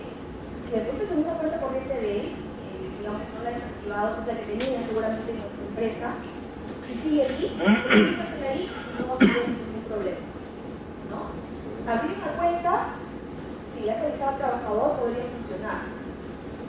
Pero lo que sí recomendamos es, en las cuentas ya vigentes, porque el trabajador cesa y su cuenta de remuneraciones a veces se queda abierta, ¿no es cierto? Él decide luego cerrarlo, ¿no? Si está abierta, averíguala y deposítale la participación. Y es como cualquier remuneración que hemos pagado a los partidos, ¿no? Sí podría funcionar, lo que tú nos comentas, abrir una cuenta en el Banco de la Nación.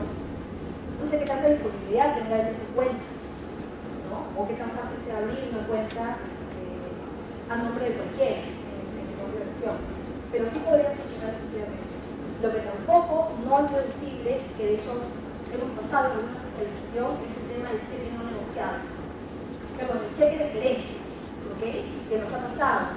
El contribuyente, la empresa decía el cheque de gerencia. Yo ya, la plata ya salió de mi cuenta, yo no la tengo, la tiene el banco luego va a emitir el cheque al trabajador.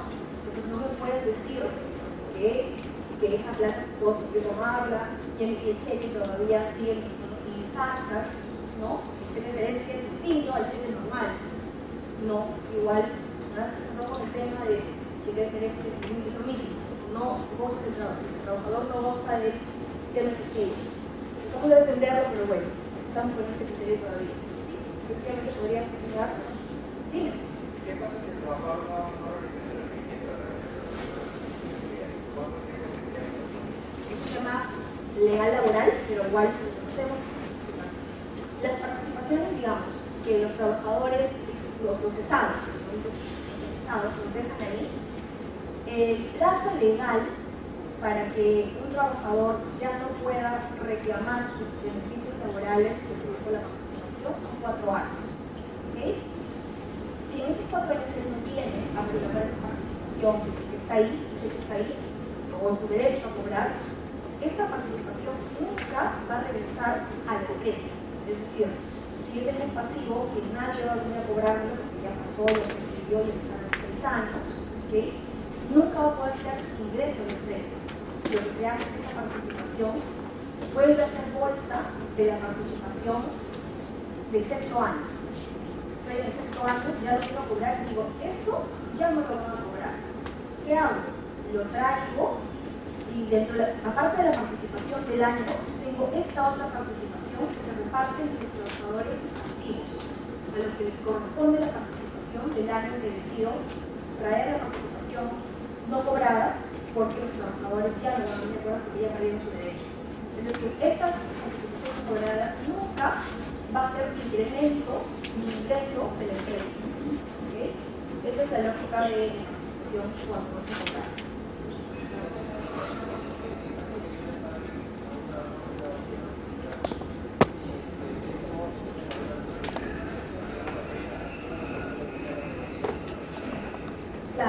Claro, es como cualquier remuneración, así como funcionan los bonos extraordinarios, la participación. Claro, hay límites reales, 18 sueldos, no me equivoco lo que dice la norma. Tú puedes pagarle a un trabajador la participación y si está, digamos, las empresas más grandes, las mineras, que la participación del trabajador excede 18 sueldos, hasta ahí sí toca lo que tú le puedes pagar como participación al trabajador. El exceso, la empresa tampoco se lo queda. En ningún caso la participación se queda con la empresa. Lo que hace es que lo destina un fondo. Hay un fondo nacional que dice, bueno, si ustedes empresas exceden de una participación tan grande y exceden los 18 sueldos de los trabajadores, ese diferencial lo pones en ese fondo, que es un fondo del Estado. ¿No? Digamos que la participación siempre va a ser una obligación legal, va a ser un pasivo, que nunca va a ser posible recuperarlo una vez que la obligación está. Okay. Vamos entonces, hemos analizado lo que es para el superconductor, segunda, cuarta, quinta. Habíamos dicho cuál es la base legal entre el inciso V del artículo 37. ¿Okay? Sin embargo, hay muchas reglas que para el superconductor forman segunda, cuarta, quinta. Y hay RTF, el Tribunal Fiscal, que nos dice, ojo, este tema de que para su superconductor sean segundo, cuarto, quinta y tengan la limitación del pago, solo funciona en la medida que no exista otro artículo referido al concepto que permita su deducción. ¿Cuáles son esos casos? Si yo tengo una persona natural que me prestó dinero, no tengo que pagar intereses. Para su perceptor, eso es segunda categoría, intereses. Pero tengo un artículo específico de ley que me dice los intereses son deducibles, el A del 37. Entonces, él me dijo, el requisito del pago previo, la limitación del pago previo para la deducción del gasto no es aplicable en el caso de gastos regulados por otros subsidios del artículo 37. Y ese es el ejemplo de los intereses de las regalías. Para su perceptor, si es una persona natural, es segundo. ¿Necesito el pago previo? No, porque este es un artículo, digamos, residual. Si ya tengo un artículo específico de ley que me generó, que me permitió su deducción, como es el A del 37, no tengo la necesidad del pago. ¿Ok? respecto a lo que a los presentadores segundos. ¿Okay? Cuarto tema de la regulación del territorio, solamente tema de regulación del territorio, porque también tengo un artículo que me dice, oye, el informe, creo que lo habíamos un ratito, ¿no es cierto? El informe de la remuneración, de la utilidad, 6%, hasta allí tengo un artículo específico otra vez. Entonces, esta limitación del pago funciona respecto de las rentas de los presentados con segunda oportunidad y que no estén regulados en otro artículo específico del artículo 37 que permita su deducción. ¿Sí? Intereses, regalías, información de territorio. Entonces, más o menos lo que nos queda son básicamente las remuneraciones, ¿no es cierto? La participación, las acciones, que es lo que normalmente se repara.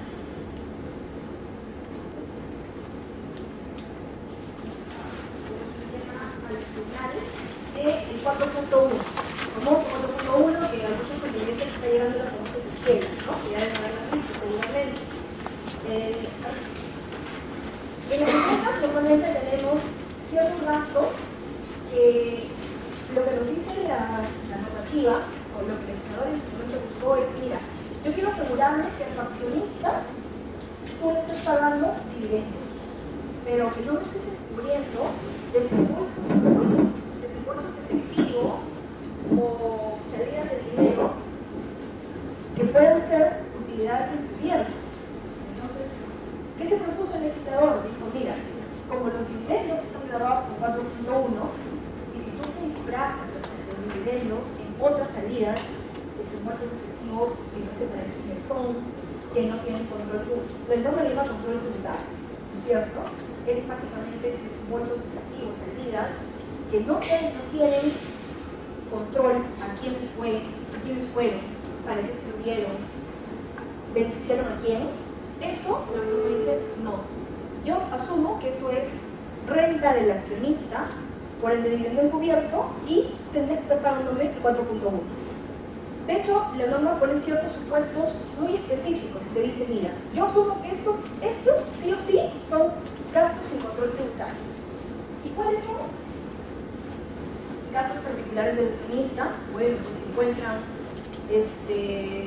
la clínica de la esposa del accionista, no sé, pañales, cosas que no tienen nada que ver con el negocio, son gastos particulares del accionista.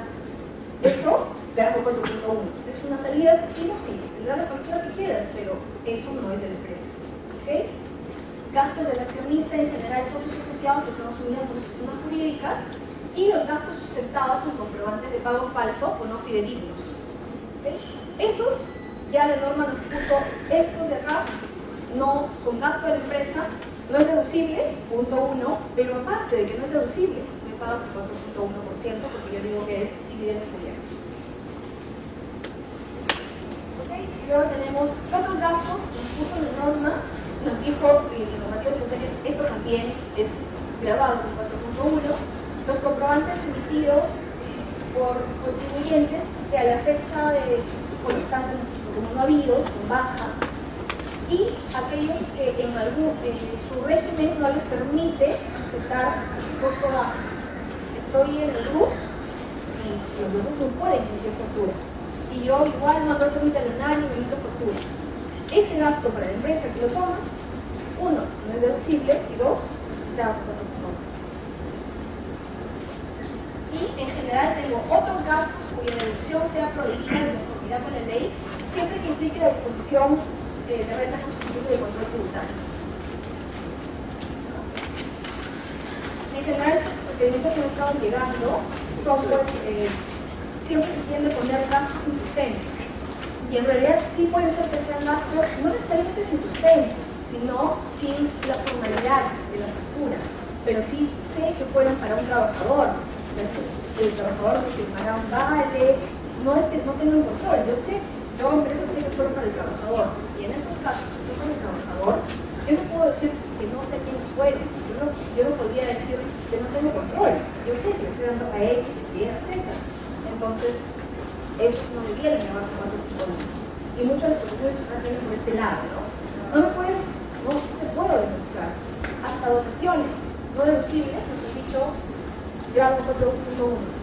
bueno, una donación puede ser no deducible porque no cumple los requisitos, pero sé que tenía la entidad X, no está fuera del sector tributario. Tendría que ir a ver 4.1, que es la idea de algo una vez tomando últimamente en las fiscalizaciones, en las esquelas que mandan. Un tema rapidito de pérdidas tributarias. Dos sistemas, ¿cierto? A y B. A, 4 años, posterior a su generación. B, 50% de la renta líquida. ¿Cómo contabilizo o cómo tengo el control de esto? Y vamos a verlo en un ejemplo con números para hacerle el seguimiento. Entonces, tengo el 2008 que tengo una pérdida de 62. ¿Okay? Esos 62, esta pérdida yo la puedo arrastrar. Tengo 2009, 2010, 11 y 12. Tengo el 2008 para aplicarla hasta el 2012. ¿Sí? Hasta ahí estamos. Entonces digo, el 2009, otra vez generé pérdida. El 2010 generé utilidad. Estamos en los 4 años. Si el 2010 generé utilidad, yo aplico 50 y tengo para pagar 0. Estos 50, igual tenemos que hacer una especie de anticuamiento, ¿no es cierto? Y los 50 corresponden a los 62 del 2008. Entonces, respecto del 2008, todavía tengo 12 por aplicar. Listo, vamos al 2011, otra vez tengo pérdida. Vamos al 2012 y tengo 10 de utilidad. Yo digo 2008, digo 1, 2, 3, 4 años. De los 62 apliqué 50 y me quedan 12. Tengo 10, puedo aplicar todavía la pérdida del 2008. ¿Ok? Llego al 2014, tengo 20. Ya no puedo jalar la pérdida del 2008. Ya perdí esos 2 que me quedaron, ya se perdieron. Entonces llego al 14 y digo, bueno, el 2009 tenía para aplicarlo en el 2010, 2011, 2012, 2013. ¿Ok? Estos de acá. O sea, tengo 1, 2, 3, 4. Estoy acá, perdón. Estamos en el 2013. Tengo 40. Sí, yo puedo, de los 40, ya no puedo del 2008, tengo la pérdida del 2009. Me quedan 5 del 2009. ¿Ok? Pero de esos 5 del 2009, solamente podía aplicarlos en el 2013. En el 2014 ya no voy a tener ni los 2 ni los 5. Ya los perdí. Vamos al 2014, tengo 20. Estos 20, ¿de dónde son? Los puedo aplicar del 2011, correcto. Entonces, si apliqué 20, ¿cuántos me queda solamente para aplicar para el 2015? 18. Los 2 del 2008 y los 5 del 2009 se perdieron. ¿Ok? Siguiente ejemplo, pérdidas tributarias, ya no con el sistema A, sino con el sistema B, al 50% de la utilidad. Ojo, no es el 50% de la pérdida, esto se equivoca, es el 50% de la utilidad, de la renta neta, que se con el monto. Ok, entonces 2008, pérdida de 62, 2009, pérdida de 45, tengo un acumulado de 107, 2010, 50 de utilidad. Como el sistema B, solo puede aplicar hasta el 50% de la utilidad. ¿Okay? Y tendrían que de los 107 apliqué 25 y por ende me quedan 82. Tengo que pagar 25, respecto de 25 tengo que pagar y tendré un impuesto de 7.5. Y en los otros años es un poco lo mismo. ¿Cuál es la lógica de los sistemas? La idea es, tenemos un sistema, el A, que es ilimitado en los montos, pero ilimitado en los tiempos. Y tenemos un sistema B, que es ilimitado en los importes al 50% de la renta neta, pero ilimitado en el tiempo. Va a depender en qué empresa estemos, cuáles son las proyecciones, en qué situación estemos para que yo opte por un sistema A o por un sistema B de arrastre de pérdidas. Ya sabemos que la del A escribe, y si no tengo una proyección que me diga que voy a recuperarlas, no es este sistema.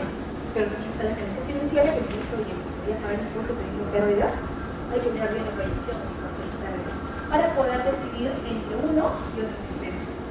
¿Sí? Y creo que eso me toca y ahora lo dejo con Mario.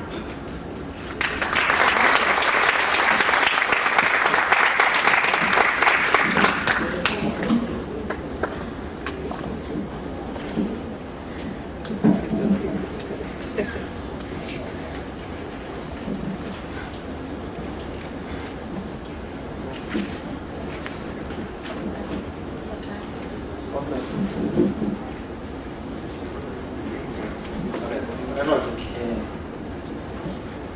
no voy a quedar con la más difícil, el tema del tiempo, pero permítame 15 minutos de su tiempo, lo que voy a hacer es tratar de exponer los conceptos principales.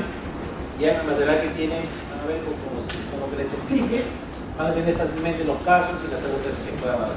Si hay una duda, levanten las manos y vemos sus dudas. Ok, a ver, vamos a hablar, en principio, tres conceptos que hay que tomar en cuenta: pérdida extraordinaria, mermas y desmedro. ¿Ok? Todos estos están vinculados básicamente a existencia. Y pérdida extraordinaria también podría ser aplicado al activo fijo. ¿Ok? Pero son tres temas, tres conceptos diferentes que cada uno, para sustentar el gasto que origina estos conceptos, la norma tributaria te requiere diferentes tipos de sustento. ¿Ok? El primero, pérdida extraordinaria. ¿Qué te dice? Es una pérdida por caso fortuito o fuerza mayor. Es algo que no escapa a tu voluntad. Un siniestro, se quema la fábrica, hay un derrumbe, se lleva a mitad de fábrica, un robo, también es una pérdida extraordinaria. ¿Okay? Y la norma te dice, este tipo de pérdidas que no estén cubiertas con seguro son deducibles. Las que están cubiertas con seguros no serán deducibles. ¿Ok? Entonces, el primer concepto, pérdida extraordinaria, caso fortuito o fuerza mayor, gasto deducible en el caso que no estén cubiertos por un seguro, pero si los bienes que han sufrido este daño están protegidos por un seguro, no es deducible el gasto. Y por otro lado, si el seguro me reembolsa esa pérdida, voy a tener un ingreso. Y para que haya una correspondencia entre el gasto que no voy a poder tomar, el ingreso que el seguro me da tampoco va a ser grabado. ¿Ok? Entonces, cuando me indemniza a mí el seguro, ese ingreso no es grabado y toda la pérdida que haya generado por este eventual robo o eventual catástrofe natural, eso no va a ser reducible. Muchas veces lo que pasa es que el seguro me indemniza más de lo que perdí. ¿Ok? Entonces, solamente va a ser grabado como impuesto de la renta ese exceso. Si yo gasté 100 soles en reparar un bien y el seguro a mí me dio 150, solamente grabado como impuesto será el exceso de 50. Inclusive esos 50 de exceso no se van a grabar siempre y cuando yo esos 50 de exceso también los utilice en reponer el bien. Porque puede ser que la pérdida del bien sea 100, pero reponerlo hoy en día me cuesta 150. Si yo utilizo toda la plata para reponer el bien, los 150 íntegros no son ingresos grabados. ¿Ya? Y para eso me dan un plazo de 6 meses para poder contratar la reposición y 18 meses para que efectivamente reponga el bien.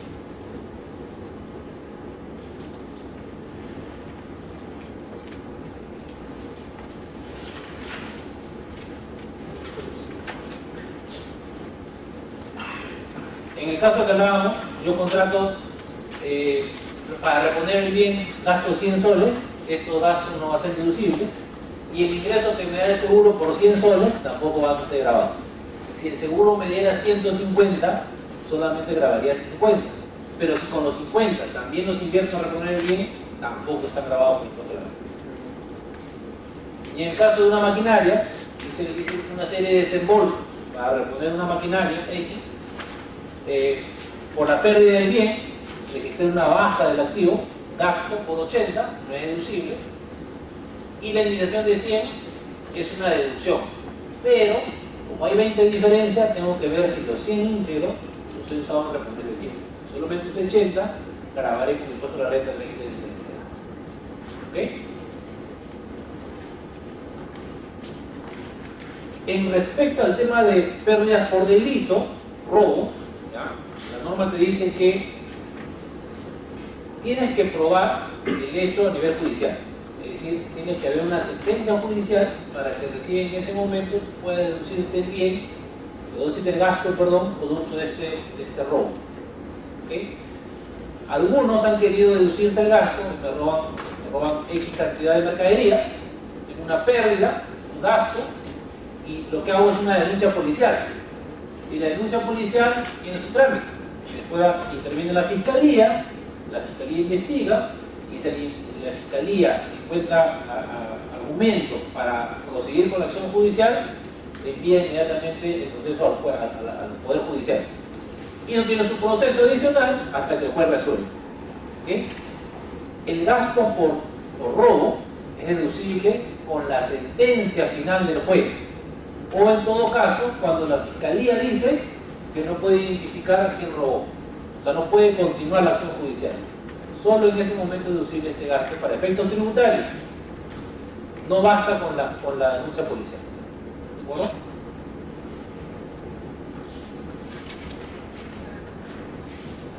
Y en el PDT, la declaración jurada anual de renta, hay unas casillas especiales que requieren llenar la información del caso que haya tenido esta pérdida o pérdida extraordinaria.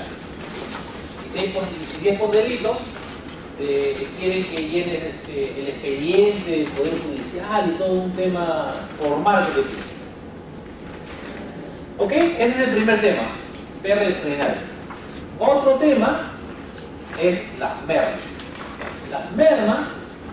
Las mermas son las pérdidas en cantidad en mis existencias.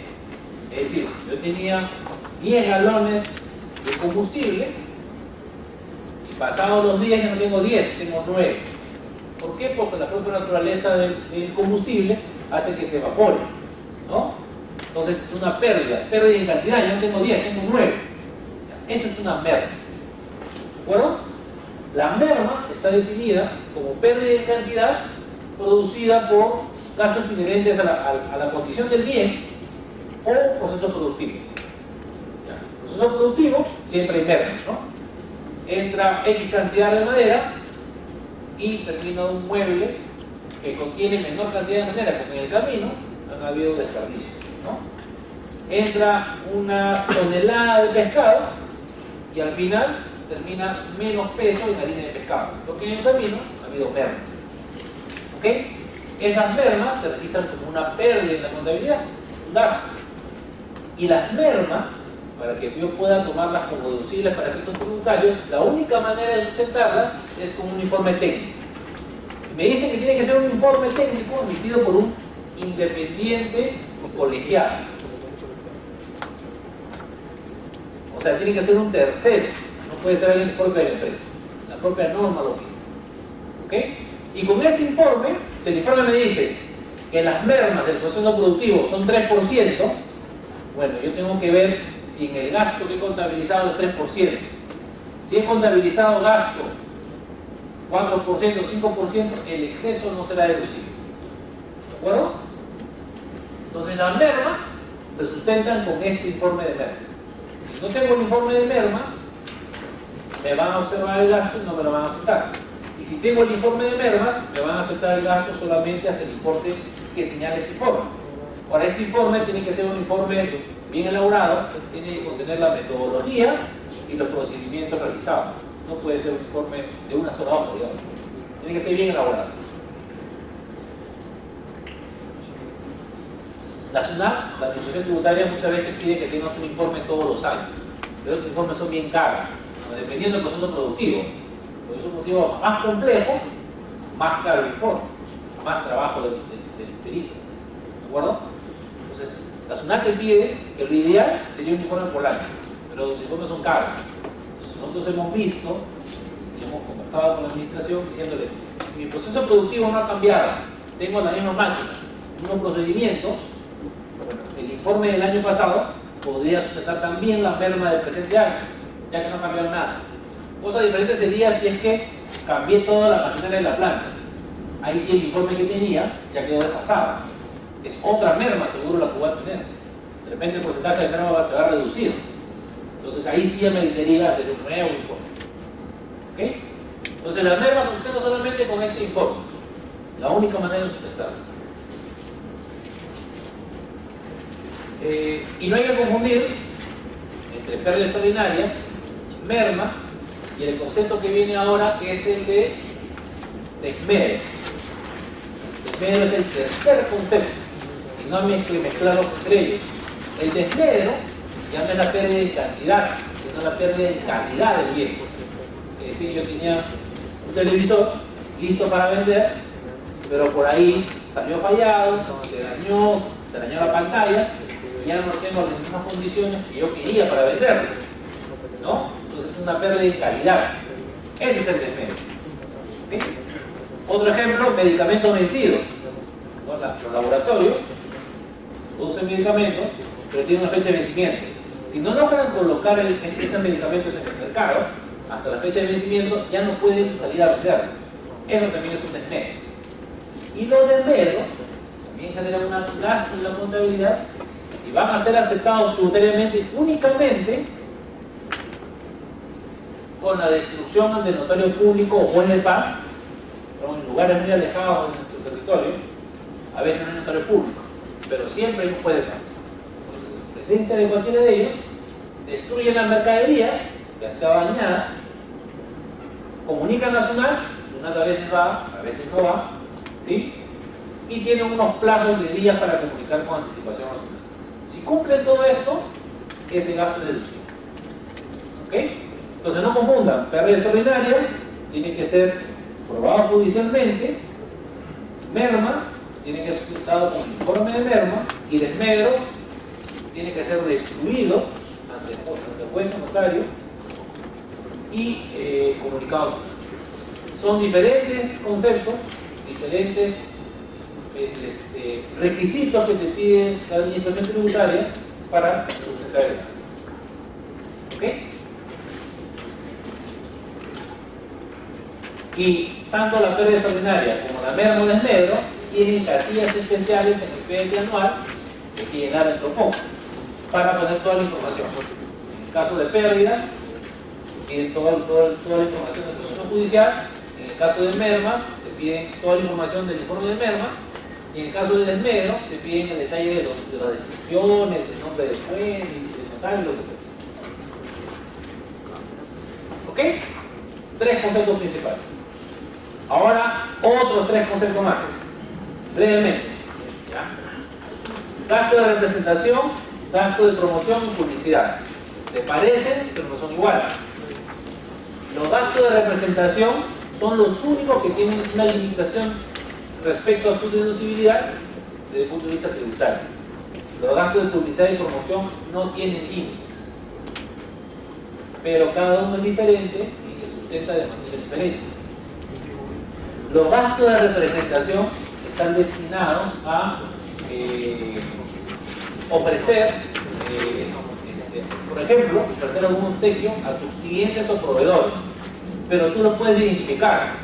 Clientes tú lo identificas, Juan Pérez, Mario Chávez, su proveedor es John Casas, ¿no? Los identificas.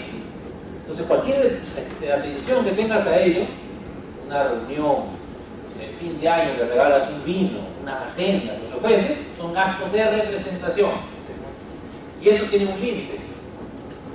0.5% de los ingresos brutos con un límite de 40 UIT. Máximo, yo podría regalar 40 UIT en este tipo de gastos. Pero son gastos de representación hechos directamente a mi cliente o a mi proveedor. Lo puedo identificar. Cosa diferente es con los temas de publicidad. El gasto de publicidad va a una masa, ¿no? Yo no puedo identificar quiénes van a ser mis potenciales clientes o proveedores de repente. Si yo pongo un anuncio en televisión, yo no puedo identificar a todos mis potenciales clientes. Es una masa que no identifico uno a uno. Eso es publicidad, dirigido a una masa, para promover la venta de mis productos. Ahora, no es necesario, me van a hacer de eso, que en la publicidad esté el logo de la compañía. Puede ser que no esté el logo de la compañía, pero la publicidad que yo he mandado a elaborar esté fomentando el consumo de mi producto, ¿no? Por ejemplo, no sé si se acuerdan cuando hubo el tema de la gripe aviar para los pollos, la fiebre porcina, no me acuerdo cómo fue la enfermedad, ¿no? Y cayó bruscamente la producción, el consumo de estos productos. Y salió las principales empresas que comercializan estos productos, en el caso de San Fernando, por ejemplo, y ponían un anuncio que decía consuma pollo, el pollo sano, o lo mismo decían para la carne de porcina o para la carne de vacuno, igual, pero no salía el logo de la empresa. Nacional Kido, ¿qué tal? Dijo, oye, como no sale el logo de la empresa en la publicidad, no es deducible. Se discutió el tema y el Tribunal Fiscal decidió no necesariamente, porque recuerden que hay un principio de causalidad. O sea, todo el gasto tiene que ser causal, generado debe ser hecho para generar renta o mantener la fuente. Y en este caso dijo que indirectamente generaba renta porque si la gente consumía más de este producto, eventualmente se tocaba algo de la torta del mercado. Entonces sí es deducible. Entonces la publicidad es una masa, no puedo identificar uno a uno. Y otro concepto diferente es el de gasto de promoción. Gasto de promoción son los por ejemplo, las degustaciones, ¿no? Yo se los doy a mis potenciales clientes, pero acá también lo puedo identificar uno a uno. Pero aún no son mis clientes, potencialmente lo pueden ser. Entonces, todos los que tienen un supermercado les ofrecen, ¿no? El yogur, el hot dog, el chorizo para que prueben. Esas son degustaciones. Esos son gastos promocionales. Y eso tampoco tiene límite para efectos tributarios.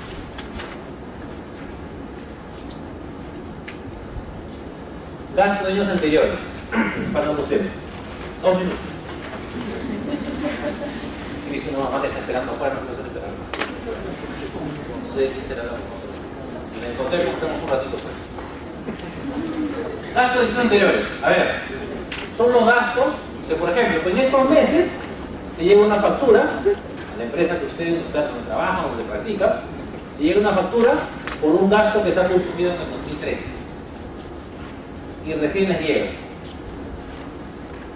¿Qué hacen? Van a tener que contabilizarla en el 2014, si es que no la han provisionado en el 13. Pero tributariamente existe, al igual que contablemente, se cumple el principio del devengado. Es decir, todos los ingresos y los costos deben registrarse en el año subdevengo, independientemente de cómo te llegue la factura. ¿De acuerdo? Entonces, si ese gasto te ha venido en estos meses, lo que tendrías que hacer tú es, si no puedes provisionarlo en el 2013 y hacer tu estado financiero, en la declaración jurada de impuesto a la renta, vía papeles de trabajo, tendrías que llevar este gasto del 14 al 13. ¿Qué va a hacer en el 13? Una deducción a la base imponible, y en el 14 tendrás que adicionarlo, porque son gastos de años anteriores. ¿De acuerdo? Entonces, no importa que no lo hayas provisionado, no lo hayas contabilizado en el 2013, vía declaración jurada puedes hacer tus ajustes. Posición que la administración tributaria, creemos erróneamente, está observando. La SUNAT dice, si no has provisionado el gasto en el año que devenga, conforme al marco conceptual, las normas de reglamento del comprobante de pago, y aquí existe un montón de normas mezcladas pero enredadas. Y creemos que no persigue el principio del devengado, que es uno de las principales bases también de la tributación. La SUNAT algunas veces no ha permitido que hagas eso de vía declaración jurada, vía papel de trabajo, tomarte el gasto en el año del devengo, no en el 14, porque en el 14 no lo puedes deducir, porque son gastos de años anteriores. Pero nosotros creemos que sí procedería en una eventual apelación al tribunal fiscal. ¿Ok?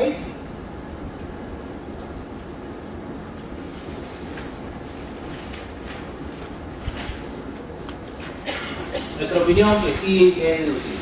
Vía de declaración jurada se toma el gasto en el que corresponde. Y el último tema, para no cansar, los saldos a favor. A ver, estos son mecanismos que la administración tributaria ha desarrollado. ¿Para qué? Para que los contribuyentes no lleguen al último momento cuando presentan la declaración jurada y paguen todo el impuesto junto, porque muchos no van a tener la caja suficiente para pagar en ese momento. Entonces, durante el año, las empresas hacen pagos anticipados, pagos a cuenta. Tienen su metodología de cálculo, sus problemas y todo, pero al fin y al cabo son pagos anticipados de la obligación, porque la obligación del impuesto a la renta nace al final del año. Pero yo durante todo el año yo he estado haciendo pagos a cuenta. Ya, esos pagos a cuenta yo lo puedo usar como crédito. Es decir, si mi impuesto me sale 1 millón al final del año, yo he hecho pagos a cuenta de 800.000, al final solamente tendré que pagar 200.000 restantes. Son créditos del impuesto. Otra fuente de crédito contra el impuesto son saldos a favor de periodos anteriores. Puede ser que en el año 2012 yo tuve un impuesto de 500.000, pero hice pagos a cuenta de 2 millones. ¿No? Tengo un saldo a favor mío de 1,5 millones. Ese saldo a favor lo arrastro al 2013 y compensaré el impuesto de ese año. ¿Okay? Y una tercera fuente de crédito son los créditos de fuente extranjera. Como sabrán, en el Perú las empresas domiciliadas en el país tributan por su renta de fuente mundial.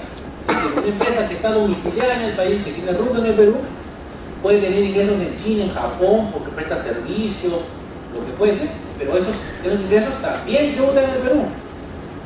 ¿Ok? Entonces, como tú tienes que tributar aquí en el Perú, lo más seguro, lo que normalmente pasa, es que cada país quiere cobrar el mayor impuesto que pueda. Entonces, de repente en Estados Unidos, esa empresa prestó un servicio en Estados Unidos también le cobró el impuesto a la renta, le retuvo el impuesto. ¿Okay? Y ese ingreso viene a Perú y otra vez paga el impuesto a la renta. Entonces, para un poco mitigar ese efecto, la norma de la legislación peruana te dice: el impuesto que has pagado en Estados Unidos lo puedes traer acá a Perú y utilizarlo como crédito contra el impuesto. Pero te pone un límite, la tasa media. La tasa media para las empresas es 30%. 30% es toda la tasa, una única tasa, ¿no? Entonces te dicen, si en Estados Unidos te han retenido 35% de la renta, solamente a Perú puedes traer hasta el límite de la tasa media, 30%, 5% tiene. Pero si en Estados Unidos te han retenido 25%, no supera la tasa media de 30%, te traes todo el crédito a Perú. ¿Ok? Entonces básicamente son 3 fuentes de crédito, ¿no? Pagos a cuenta, saldos a favor y crédito después de extranjero. Que más o menos están resumidos acá. Algunos pues son sujetos a devolución, como los pagos a cuenta y saldo a favor, y los de fuente extranjera no son sujetos a devolución. Es decir, si no lo pueden compensar, ya lo pierden. ¿Ok? He tratado de hacerlo lo más breve posible. Si tienen preguntas, o si no, buenas noches. No, si tienen preguntas, por favor, aprovechemos las preguntas que tengan, las dudas que tengan. ¿Hay dudas? ¿No quieren ir? Les dejo mi correo entonces. Ok, chicos, entonces, disculpen la demora, pero realmente los conceptos son amplios. Hemos querido resumir el tema, pero la verdad que son temas que tienen bastante análisis. Muchas gracias a todos y espero tener otra vez por acá pronto.